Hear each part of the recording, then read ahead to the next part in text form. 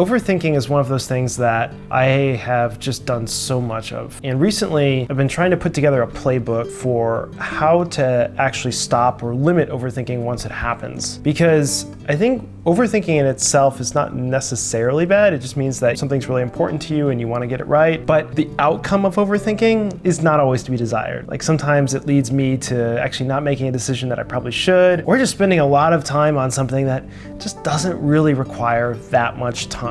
So in today's video, what I want to talk about is just how I've dealt with overthinking and some strategies I'm using now to actually limit the amount of thinking I'm doing around a specific problem or decision to something that maybe is a little bit more appropriate. That first strategy is taking it down a notch. Like, I think sometimes when I have really struggled with overthinking a problem, it's because I'm just prioritizing it so highly. It's like if this one thing doesn't work out, then my entire life is over. And there's very few decisions that we make in life that are like that. Like almost no decisions that we make will completely alter our life. Usually it's a bunch of smaller decisions that lead up to something that is like life altering, but it's usually not just one. And where I got this from is actually from a singer-songwriter. I can't remember whether it was an interview or is the singer-songwriter just talking about his career. Somehow the topic of being concerned about it not working out came up. And the singer-songwriter said that he was never really worried about his career as a performing artist not working out, because if it didn't work out, he could always go get a job on a freighter and see the world. I don't know, that just really stuck with me, and it's really helped me limit the amount of thinking I'm doing about a specific problem. So whenever I'm like really struggling with a thought or with something that I'm working on, I just start to put the whole thing into context. What's the worst that can happen if it doesn't go according to plan? When I was looking at colleges, I remember something that really helped me make a decision on the school I chose was a teacher once told me, you know, Adam, if it doesn't work out and you end up not liking the college that you chose, you can always transfer. But shortly after that, I selected the school I was going to be going to and actually ended up staying there for all 4 years. And it all worked out.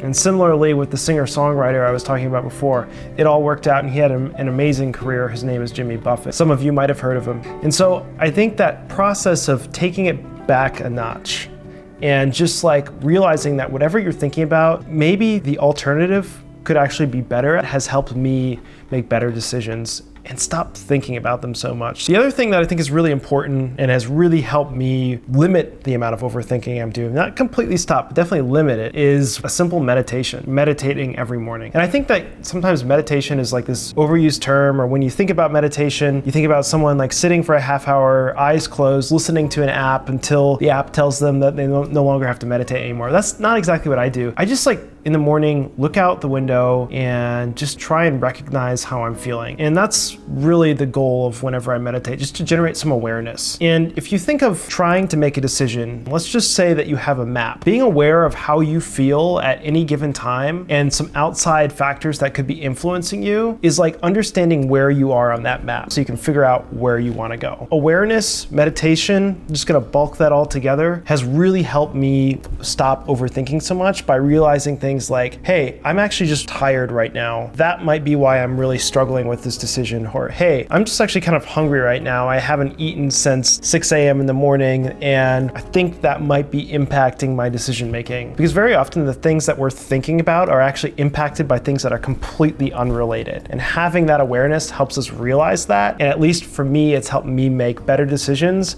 and stop overthinking them so much. And then there's priorities. Priorities are like a hack to making decisions, because having a clear set of priorities is like making a decision before you have to make a decision. I think very often when I've struggled with decisions, it's because my priorities are very unclear, or they're being influenced by an external source and I'm like taking someone else's priorities as more important than my own. If you have a clear set of priorities, when you run into a place where you have to make a decision, your priorities can basically make the decision for you. So just for example, let's say like your priorities are health, your professional career, and maybe friends. If an opportunity to come out and be social comes up, but you haven't done everything you needed to do for work today, and you haven't gone out and exercised yet, your decision is already made for you because you haven't done the two things that you've defined are more important. So establishing those priorities is really helpful in limiting your overthinking by limiting essentially having to even think about the decision you have to make because it's like already made by your priorities. Establishing those priorities might take a lot of thinking, but once you do that, it's very, very helpful. Next is being willing to put down the problem. Most of the time when I've found myself overthinking, very often I'm just like not getting anywhere. And I think when you get to that place where you're just circling around the same thought again and again and again and again, put down the problem and come back to it. And going back to that awareness piece of this, which is being aware when you're not feeling great, if you recognize that you're not feeling good, maybe because you didn't get enough sleep or you haven't eaten or you just haven't seen friends in a while, so you just feel a little bit off, maybe it's time to just put down this problem that you're thinking about and pick it up again later when you feel better,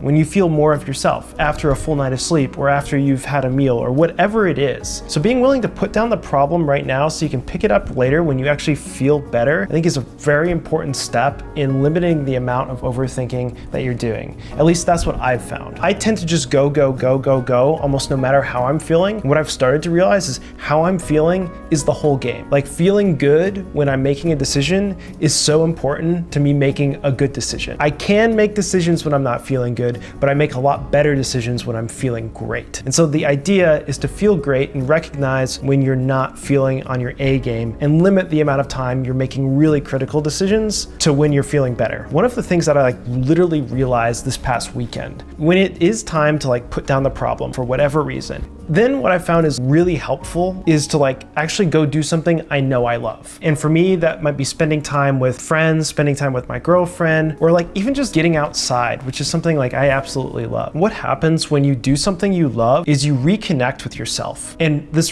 funny thing happens when you reconnect with yourself. You start to feel better. You start to feel more like yourself. And I think one of the reasons in the past that I have spent a lot of time overthinking things is just because I wasn't entirely in touch with myself. And so if you go out and you do something you love, you reconnect with yourself a little bit, and it becomes a lot easier to make a decision that you would make because you understand who you are. It's almost impossible to make a decision if you don't understand who you are as a person. Then what you try and do is you try and go and find a bunch of other resources to help you make that decision because for whatever reason, you're just not trusting yourself enough or you don't know yourself enough to make the decision. So if you go out and you do something you love, you get outside, you spend time with your friends, whatever it is for you, maybe you draw, maybe you paint, then you're gonna be more in touch with yourself and it's gonna be a lot easier to make that decision. And actually what you might find and what I have found is when I do something that I really love, that I really care about, I realize that the decision wasn't something that would make me happy. It wasn't something that was in line with who I was.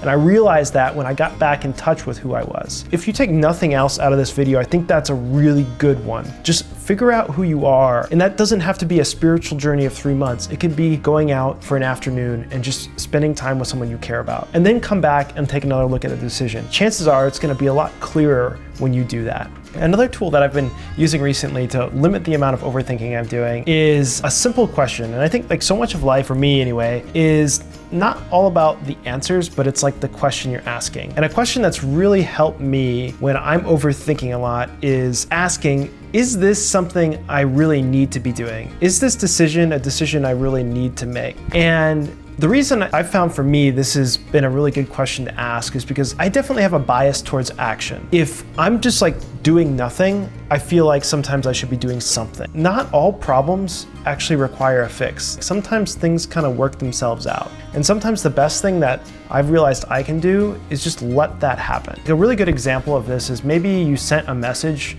to someone you really care about and you're afraid they might have taken it the wrong way. I know in the past that I've had this tendency to want to clarify and shoot another message over before they even respond to it. And what I've started to realize is just I have no idea how someone else is going to take a message. So the best thing that you can do in many situations is just wait and see how it all plays out and then respond to what's actually happening. And I think that is a lot of dealing with overthinking. A lot of overthinking is dealing with how something might play out rather than how something is playing out. Sometimes the best way I've found I can limit overthinking is by actually letting whatever is happening play out and then dealing with the reality of the situation instead of constantly trying to fix or change or alter or figure out how I can anticipate something that might happen. happen. That whole thing I just said is overthinking in a nutshell. It's the opposite of dealing with reality. It's dealing with a bunch of things that could happen. And to limit overthinking, you want to take your thinking down to just dealing with things that are happening. And a lot of times that means just letting it play out, whatever that means given the situation. All of these things that I just mentioned are different strategies and practices that I'm using to limit the amount of overthinking I'm doing. And it's a combination of strategies that ground myself in reality, ground myself in who I am, understanding the situation better. But another important thing to understand when dealing with overthinking is to understand where it might be coming from. At least for me, what I've recognized a lot of my overthinking comes from is, and I want to say this in a way that doesn't like scare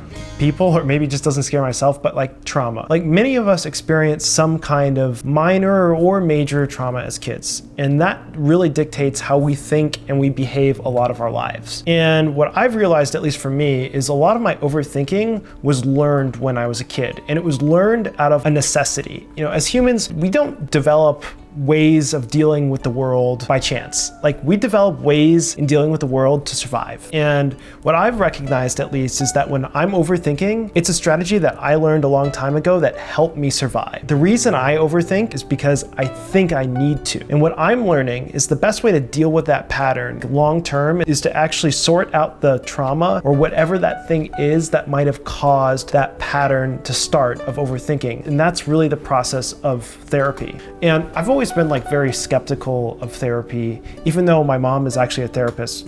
Maybe actually that's the reason I've always been skeptical of therapy. But I read a book last year that really helped me just like unpack how therapy works and some different strategies that I could actually use in therapy to kind of resolve some of that trauma that might have happened as a kid that led to all of the overthinking that at times I do experience and I'm working on. And that book is my recommendation for you for today if you're dealing with any kind of overthinking. And it's called The Body Keeps Score by Bessel van der Kolk. And in this book, van der Kolk goes through all of these different therapies and how essentially they help resolve the trauma that leads to things like overthinking, anxiety, depression, all of the rest. And many of the things that I've mentioned actually in this video came out of reading that book. Things like generating awareness through meditation, reconnecting with who you are by kind of figuring out what you love again. There's also a whole part of this which is desensitizing yourself to things that might trigger overthinking. And that really is something that you can almost only deal with in therapy. And there's a lot of different ways that you can deal with it. There's like exposure therapy. There's also EMDR, which is like a newer form of therapy, which is really effective. And I've actually just started doing some of this. And so if you are overthinking, I'd encourage you to read that book and potentially, go out and seek therapeutic help, which I have, and it's really helped me. So these are some strategies that I've used to limit the amount of overthinking. And although I still overthink at times, like I was overthinking this video, what I'm able to do now when I get into that pattern is recognize it and make a plan for what I'm going to do next. And that's what led me to being able to film this video, because I was overthinking this video before I started. Like I started like 3 different times, and I recognized that, and I was able to deal with it actually through all of the strategies I just mentioned here. And if you're seeing this, if it was published, that means that all those strategies worked, and I actually got this out into the world, and if I can do it, you can do it too. Oh, and the book, The Body Keeps Score, I'll link in the description below so you can go out and get it. You should really get it if you are trying to resolve the amount of overthinking you're doing, or you just kind of want to live a better life. It's amazing how easily he takes you through some very complex subjects in psychology and puts it in a way that is really simple to understand and you can walk away from with some understanding of how your mind works. Like, subscribe, see you on the next one. Thank you so much.